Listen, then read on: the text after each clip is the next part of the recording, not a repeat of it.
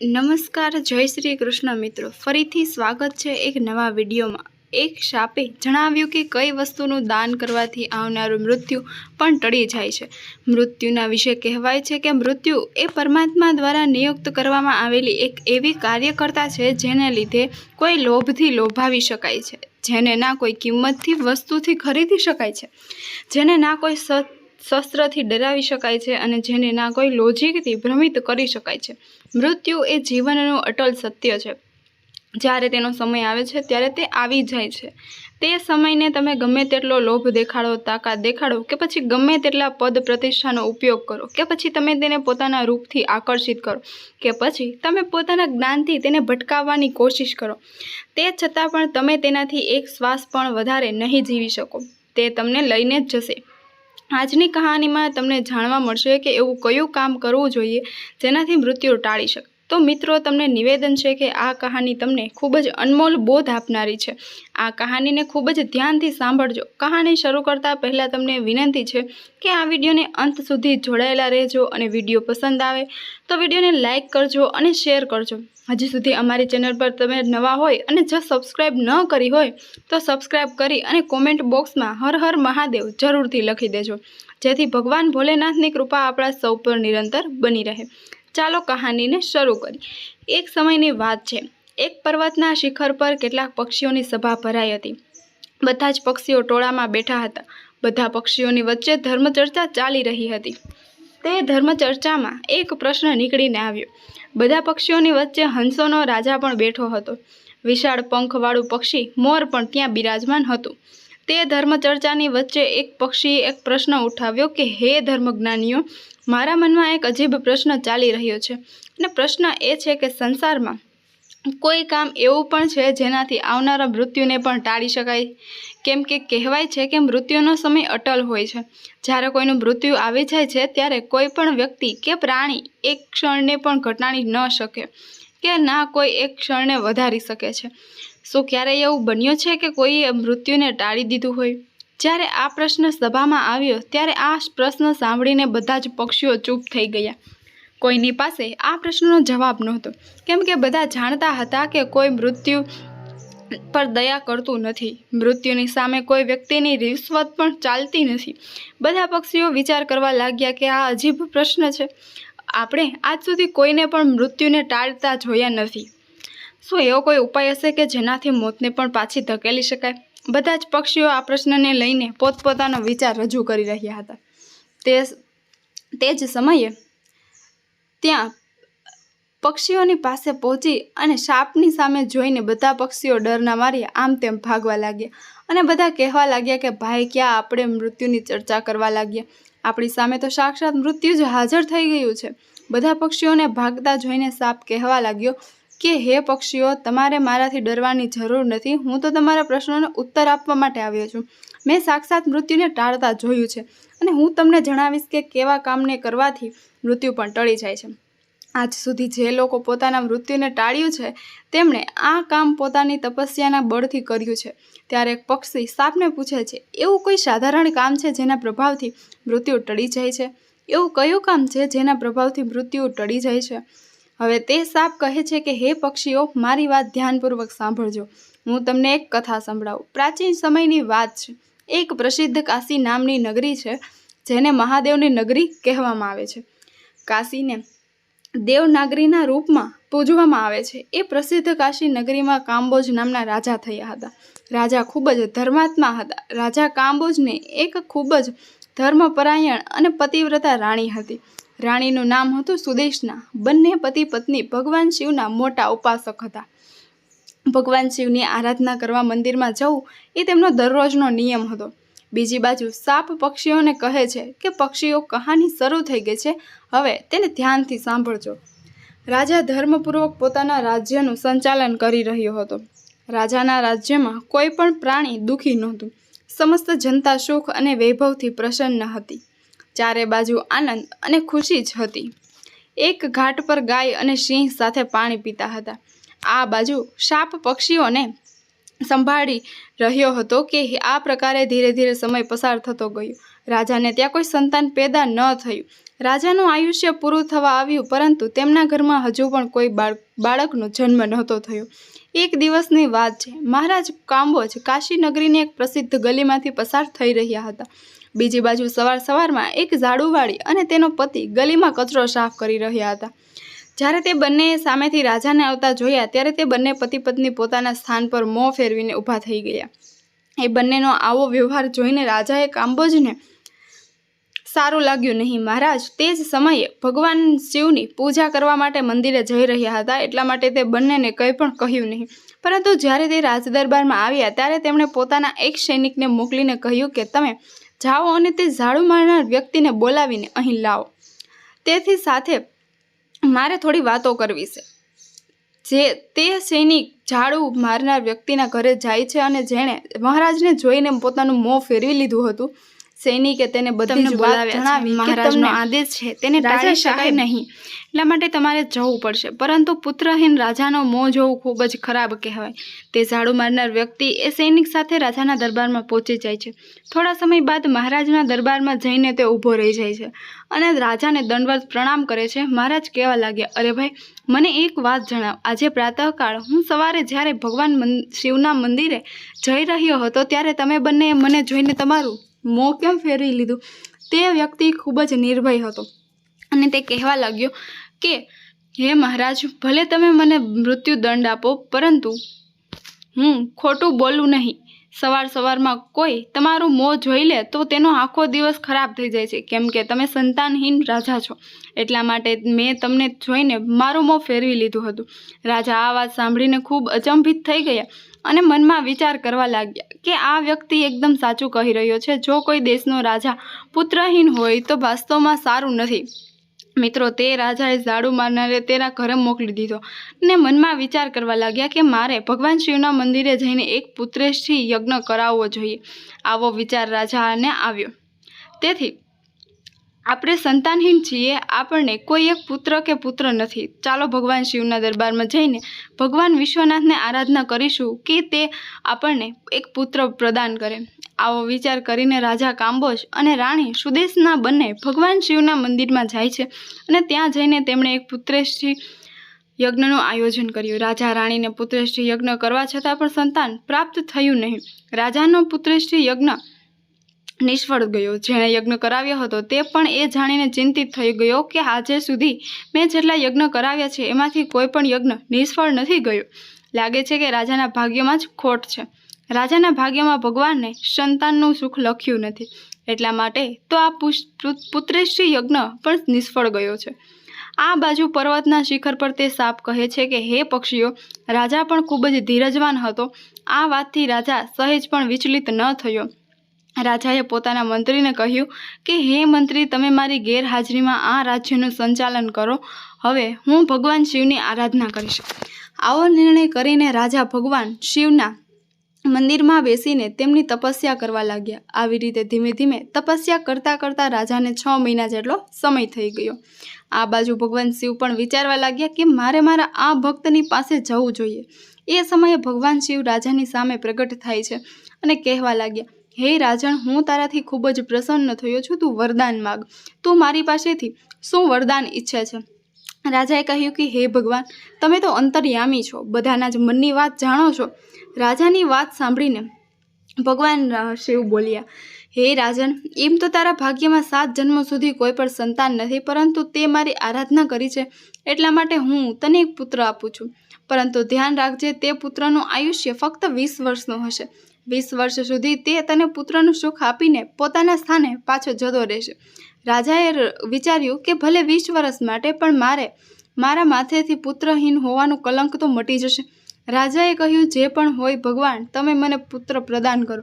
કહેવાય છે કે ગુણવાન મનુષ્ય થોડા સમયમાં ઘણું બધું કરી જાય છે. જીવન ભલે નાનું હોય, પરંતુ સત્કર્મોથી યુક્ત હોવું જોઈએ. ત્યારબાદ ભગવાન શિવે પોતાના આયુષ્માન નામના ગણને બોલાવ્યો અને તેને કહ્યું કે તમે જાઓ અને 20 વર્ષ માટે આ રાજાના પુત્રના રૂપમાં જન્મ લઈ લો. ભગવાન શિવ પાસેથી આ વરદાન પ્રાપ્ત કરીને રાજા પાછા પોતાના મહેલમાં આવી જાય છે અને બધી જ વાત તે પોતાની રાણીને કહે છે. ભગવાન શિવે મને વરદાન આપ્યું છે, હવે આપણા ઘરમાં અવશ્ય પુત્ર જન્મ લેશે. ભગવાન શિવના વરદાન અનુસાર સુદેશના ગર્ભમાં પુત્રનો જન્મ થાય છે. રાજા ખૂબ પ્રસન્ન થાય છે. સમય અનુસાર ભગવાન શિવના એ તેજસ્વી ગણે રાજાના પુત્રના રૂપમાં જન્મ લઈ લીધો. આખા નગરમાં ઉત્સવ મનાવવામાં આવ્યો કે રાજાના ઘરે પુત્રનો જન્મ થયો છે. આખા નગરને સજાવવામાં આવ્યું છે અને આખા નગરમાં ખુશી મનાવવામાં આવી. બ્રાહ્મણે તે પુત્રનું નામ આયુષ્માન રાખ્યું. ધીરે ધીરે આયુષ્માન મોટો થવા લાગ્યો. રાજકુમાર આયુષ્માન પોતાના પિતાની જેમ ખૂબ જ ધર્માત્મક અને ભક્તિ પ્રદાન હતો. રાજાનો પુત્ર ખૂબ જ ઝડપથી મોટો થવા લાગ્યો. ધીમે ધીમે સમય પસાર થવા લાગ્યો. પોતાના ઘરમાં પુત્ર આવવાથી રાજા હંમેશા પ્રસન્ન રહેતા હતા. પુત્રના લાડ પ્યાર અને લાલન પાલનમાં રાજા તે વાત ભૂલી જાય છે કે તેમના પુત્રનું આયુષ્ય ફક્ત 20 વર્ષ જ છે. જ્યારે તે પુત્રની ઉંમર 14 વર્ષની થાય છે ત્યારે તે જ સમયની વાત છે. બીજા એક રાજ્યના રાજા હતા ચંદ્રસેન. રાજા ચંદ્રસેનની એક પુત્રી હતી જેનું નામ ચંદ્રલતા હતું. ચંદ્રલતા રૂપ અને યૌવનમાં ઇન્દ્રની અપ્સરાઓ જેવી લાગતી હતી. એ ખૂબ જ સુંદર હતી. ચંદ્રલતા પણ ખૂબ જ દાન ધર્મ ધરાવતી હતી. બાળપણથી જ તેને પોતાના મા બાપ પાસેથી ધર્મ કર્મ કરવાના સંસ્કાર મળ્યા હતા. તે બધા જ જીવો દયા રાખતી હતી. સવારમાં વહેલા ઉઠીને બધા જ પક્ષીઓને દાણા નાખતી હતી. પોતાના દરવાજે આવેલા કોઈ પણ ભિક્ષુક કે જરૂરિયાતમંદને વ્યક્તિને સાધુ સંતોને ખાલી હાથે નહોતી જવા દેતી. તે તેના દરવાજે આવતો હતો. તે દરેક ભૂખ્યાને ભોજન કરાવતી હતી. તે રાજકુમારી પણ ધીરે ધીરે મોટી થવા લાગે છે. મહારાજ ચંદ્રસેને જ્યારે રાજા કાંબોજના પુત્ર આયુષ્માન વિશે જાણ્યું કે મહારાજ કાંબોજના ઘરે એક ખૂબ જ ધર્માત્મા અને તેજસ્વી પુત્ર છે, એવો વિચાર કરીને રાજા ચંદ્રસેને પોતાની પુત્રીનો સંબંધ કરવા માટે રાજા કાંબોજને ત્યાં વાત મોકલી. બીજી બાજુ રાજા કાંબોજે મનમાં વિચાર કર્યો કે મારા પુત્રનું આયુષ્ય 20 વર્ષનું છે. મારે તેનો વિવાહ કરાવી દેવો જોઈએ અને તેને ત્યાં કોઈ પુત્ર જન્મ લેશે તો મારો વંશ પણ આગળ વધશે. આવો વિચાર કરીને રાજા કાંબોજે પોતાના પુત્રનો સંબંધ નક્કી કરી દીધો. થોડા સમયમાં રાજકુમારી ચંદ્રલતાના વિવાહ રાજકુમાર આયુષ્માનની સાથે થઈ જાય છે. રાજકુમારી ચંદ્રલતા ખૂબ જ પતિવ્રતા હતી. તેનો એક નિયમ એ પણ હતો કે જ્યાં સુધી તે કોઈ ભૂખ્યા પ્રાણી કે વ્યક્તિને ભોજન ન કરાવી દે ત્યાં સુધી તે ભોજન નહોતી કરતી. ધીરે ધીરે સમય પસાર થવા લાગ્યો. આ બાજુ રાજાને લાગવા લાગ્યું કે તેમનો પુત્રનું મૃત્યુ નજીક આવી રહ્યું છે. તેનું 20 વર્ષનું આયુષ્ય પૂર્ણ થવા આવ્યું છે. રાજા તો પહેલાથી જ જાણતા હતા, કેમ કે ભગવાન શિવે તેમને બધું જ જણાવી દીધું હતું. પુત્રનું આયુષ્ય ફક્ત 20 વર્ષનું હશે. રાજાએ એ વાત કોઈને પણ જણાવી નહોતી. ધીરે ધીરે રાજાની ચિંતાઓ વધતી જતી હતી. જેમ જેમ રાજકુમારની ઉંમર વધી રહી હતી તેમ તેમ રાજાની ચિંતા પણ વધી રહી હતી. જ્યારે રાજકુમારનું આયુષ્ય પૂરું થવામાં ફક્ત 3 જ દિવસ રહી ગયા હતા ત્યારે રાજાના મનમાં વિચાર આવ્યો કે હવે હું શું કરું. મારા પુત્રને 3 દિવસ બાદ કાળ ભરખી જશે. પુત્ર મોહના કારણે ભગવાન શિવના વરદાનને રાજા ભૂલી જાય છે અને પુત્રમાં આસક્તિ હોવાના કારણે તે બીમાર પડી જાય છે. રાજા આ વાત જણાવીને બધાને ચિંતામાં નહોતા નાખવા માંગતા. હવે રાજાએ ભોજન કરવાનું પણ છોડી દીધું. હવે એ દિવસ આવી ગયો જ્યારે તે રાજકુમારનું મૃત્યુ થવાનું હતું. તે દિવસે સવારથી જ રાજા ભગવાનના ધ્યાનમાં ડૂબી ગઈ અને કહેવા લાગ્યા કે હે ભગવાન, તમે મને પુત્રના જવાના દુઃખને સહન કરવાની શક્તિ આપો. વિધાતાના લેખને કોઈ બદલી શકતું નથી. જે થવાનું છે એ તો થઈને જ રહેશે. આ બાજુ તે સાપ પક્ષીઓને સંભળાવે છે કે હે પક્ષીઓ, તે રાજકુમારની નવવિવાહિત જે પત્ની હતી તે દરરોજ ભૂખ્યાને ભોજન કરાવતી હતી, પક્ષીઓને દાણા નાખતી હતી. દરરોજની જેમ આજે પણ તે પોતાના આ ધાર્મિક કાર્યમાં વ્યસ્ત હતી. આ બાજુ યમપુરીમાં ચિત્રગુપ્તે યમરાજે રાજકુમાર આયુષ્માનના મૃત્યુ વિશે જણાવ્યું. યમરાજે તરત જ પોતાના દૂતોને આદેશ આપ્યો અને કહ્યું કે જાઓ, અત્યારથી 1.5 કલાક પછી રાજકુમાર આયુષ્માનના પ્રાણ તેના શરીરમાંથી કાઢીને લાવવાના છે. રાજકુમાર આયુષ્માનના પ્રાણ તમે કેવી રીતે આમ જ નહીં કાઢી શકો? એના માટે તમારે એક સાપ પાસે જઈને રાજકુમારના મૃત્યુ માટે તેને પ્રેરિત કરવો પડશે, કેમ કે રાજકુમારનું મૃત્યુ સર્પ કરડવાના કારણે થશે. કોઈ સાપ તેને કરડશે ત્યારે જ તમે તેના પ્રાણ હરી શકશો. યમરાજે પોતાના દૂતોને કહ્યું, ચાલો હવે ઉતાવળ કરો અને 1.5 કલાકની અંદર જ એના પ્રાણ લઈને આવવાના છે. યમરાજની આજ્ઞા મેળવીને 2 યમદૂતો રાજકુમાર આયુષ્માનના પ્રાણ લેવા માટે નીકળી ગયા. બીજી બાજુ યમરાજની માયાથી પ્રેરિત થઈને એક નાગ મનમાં વિચાર કરવા લાગ્યો કે આજે મારે રાજમહેલમાં પ્રવેશ કરવો જોઈએ અને રાજમહેલમાં મારે ફરીને જોવું જોઈએ. હવે તો તે સાપ ફરતા ફરતા રાજાના રાજમહેલમાં પ્રવેશ કરી ગયો. તે નાગને તો યમરાજે પ્રેરણા કરી હતી, એટલા માટે ફરતા ફરતા તે રાજકુમારના જ્યાં સૂઈ જતા હતા ત્યાં પહોંચી જાય છે. તે નાગ રાજકુમારની પથારીમાં જઈને છુપાઈ જાય છે. યમરાજના બંને દૂત રાજકુમારના કક્ષના દ્વાર પર ઊભા થઈ જાય છે અને સમય સમાપ્ત થવાની રાહ જુએ છે. ત્યારબાદ રાજકુમારને નાગ ડંખ મારે છે અને બીજી બાજુ એક ગામમાં એક ગરીબ માણસ રહેતો હતો. તેને ઘરે એક કન્યાનો જન્મ થાય છે. તે પુત્રીનો વિવાહ તેણે સમયસર કરાવી દીધો, પરંતુ પુત્રીનો જે પતિ હતો તે ખૂબ જ દારૂ પીતો હતો. દારૂ પીવો, પરસ્ત્રી ગમન કરવું તે તેનું કામ હતું. એટલા માટે તે ગરીબ દંપતીની પુત્રીને એટલે કે તેની પત્નીને હંમેશા હેરાન કરતો હતો, તેને મારતો હતો, ઘરમાંથી કાઢી મૂકવા માગતો હતો. તે ગરીબ દંપતીની પુત્રી ત્યાં થોડો સમય માટે રહી.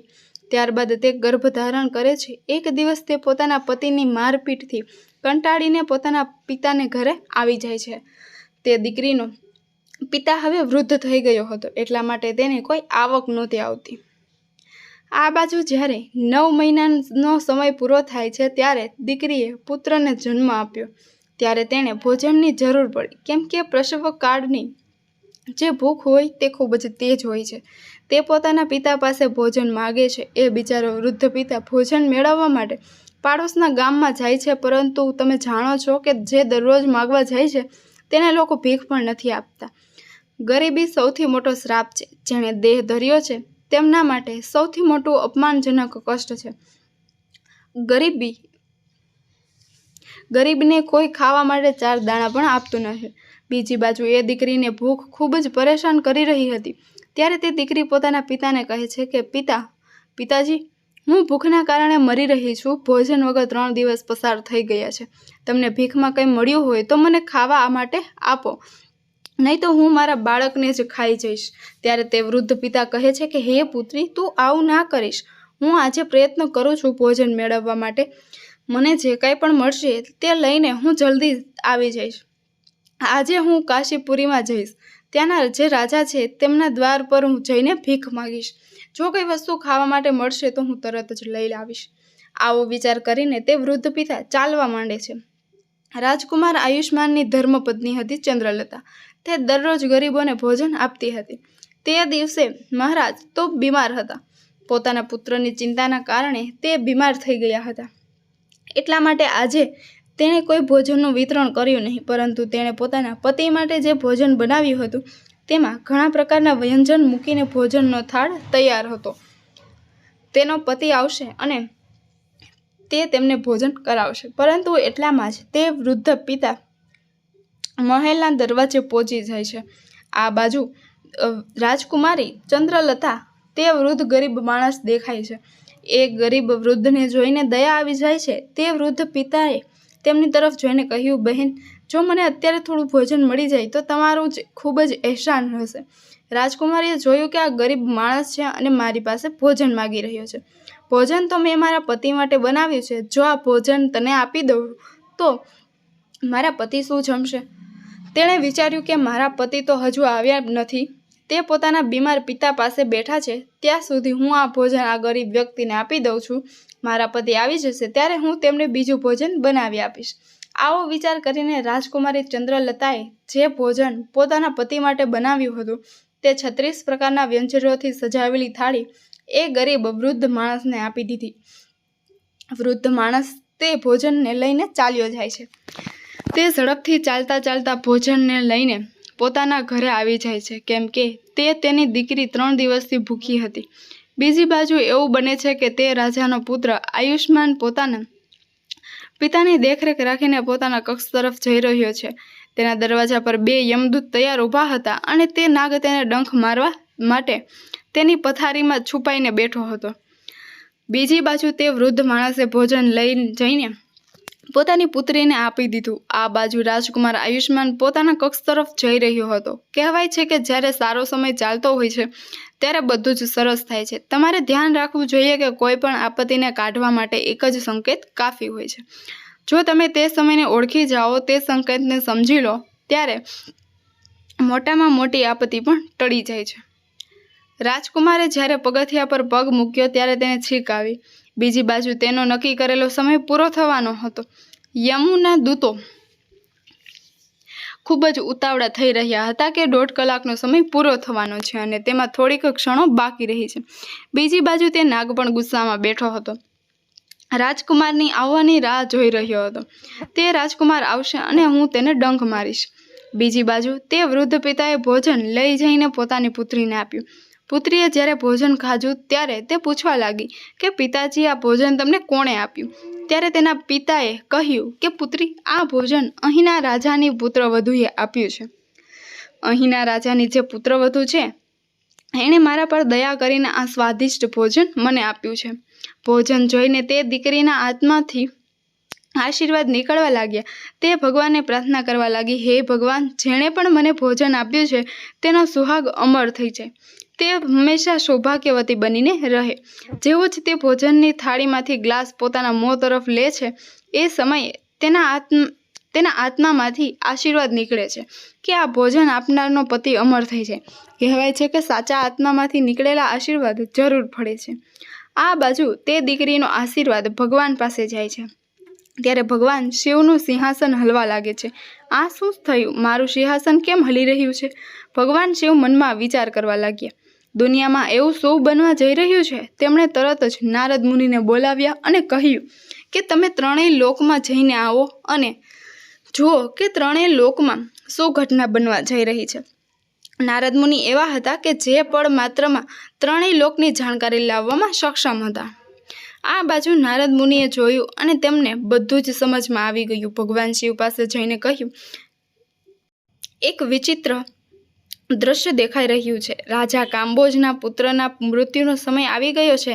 યમદૂત દરવાજા પર ઊભા છે. નાગ તેની પથારીમાં ફેણ માંડીને બેઠો છે. રાજકુમાર પગથિયા પર ચડીને જઈ રહ્યા છે. જેવું જ તે પોતાના પલંગ પર જઈને બેસશે ત્યારે નાગ તેને ડંખ મારશે. બીજી બાજુ તે વૃદ્ધ પિતાની પુત્રી રાજકુમારીને આશીર્વાદ આપી રહી છે. તેના આત્મામાંથી આશીર્વાદ નીકળી રહ્યો છે કે તેનો સુહાગ અમર થઈ જાય. હે ભગવાન, આ કેવો વિચિત્ર સંયોગ છે. એક બાજુ મૃત્યુ લેવા માટે ઊભું છે અને બીજી બાજુ આશીર્વાદ તેના લાંબા આયુષ્ય માટે પ્રાર્થના કરી રહ્યા છે. નારદ મુનિ બોલ્યા કે હે પ્રભુ, હવે શું થશે? ત્યારે ભગવાન શિવ કહે છે કે વિધાતાએ જે લખ્યું છે તે જ થશે. તમે જોતા જાઓ, બધું સારું જ થશે. ભગવાન શિવ ત્યાંથી અંતર ધ્યાન થઈ જાય છે. બીજી બાજુ તે રાજકુમાર પગથિયા ચડીને પોતાના પલંગ તરફ જઈ રહ્યો છે. આ બાજુ યમદૂતો તૈયાર ઊભા છે અને વિચારવા લાગે છે કે હવે આપણું કામ થઈ જશે. બીજી બાજુ રાજકુમાર પોતાના પલંગ પર જઈને બેસે છે. જેવો જ નાગ ડંખ મારવાની કોશિશ કરે છે ત્યારે દાનની શક્તિ વચ્ચે આવી જાય છે, જેના કારણે નાગ શિથિલ થઈ ગયું. તેનાથી ચાલી પણ નહોતું શકાતું. તે નાગમાં હવે આગળ વધવાની શક્તિ ન રહી.